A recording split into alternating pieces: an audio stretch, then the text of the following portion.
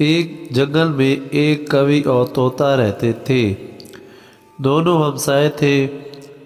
तोता हर वक्त अपनी खूबसूरती के गुण गाता रहता। तुम तो बिल्कुल कोयले की तरह काली हो। देखो मेरे रंग कितने चमकदार हैं। और कवि के काले रंग का मजाक उड़ाता रहता। तोते भाई, खूबसूरती रंगों से नहीं, दिल की अच्छाई से पहचानी जाती है। ये बातें तुम्हारे रंग पर जचती नहीं। एक दिन की बात है कि तोता अपनी खूबसूरती के गीत गाने में मगन था कि एक शिकारी जंगल में आ निकला।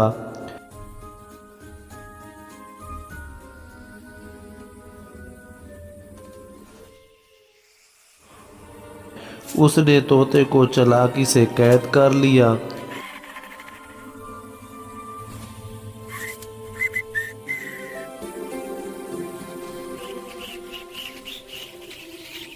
और घर आकर अपने बेटे से कहा, अली, ये देखो मैं आपके लिए क्या लाया हूँ।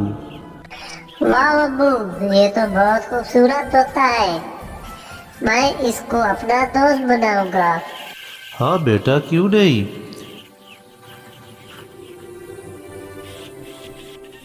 बिट्टू, ये लो, खा लो। बिट्टू, तुम बातें क्यों नहीं कर रहे? नाराज हो? अब्बू ये बोलता क्यों नहीं और ना ही कुछ खाता है? बेटा, अभी अभी ये नया नया है और ऐसा ऐसा ठीक हो जाएगा। एक दिन अली ने देखा तोता बहुत बीमार और कमज़ोर हो गया था। अब्बू, इसे क्या हुआ?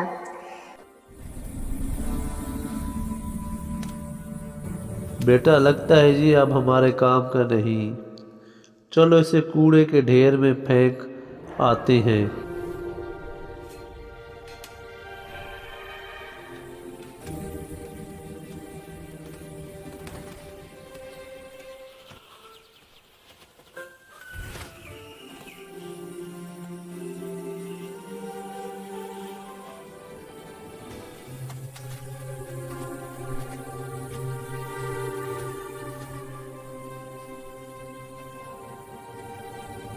अली, परेशान मत हो, मैं आपके लिए एक नया तोता ले आऊँगा। इसी दौरान कवि का वहाँ से गुजर हुआ और वो तोते की हालत देखकर अफसोस करने लगी। अरे तोते भाई, ये तुम्हें क्या हो गया?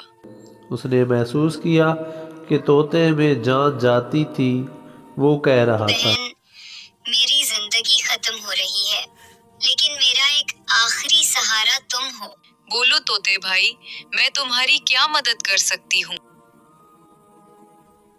मेरी फिक्र ना करना, बस मेरे बच्चों का ख्याल रखना, उन्हें उड़ना सिखाना, उन्हें कहना कि हुरूर मत करना।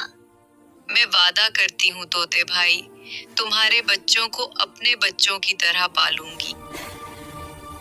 कवि वापस चली गई और तोते के बच्चों का अपने बच्चों की तरह ख्याल रखने लगी।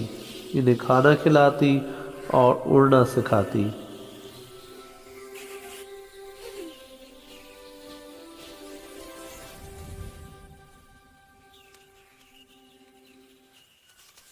बच्चों, ज़हरी खूबसूरती से ज़्यादा खूबसूरत दिल अहमियत रखता है।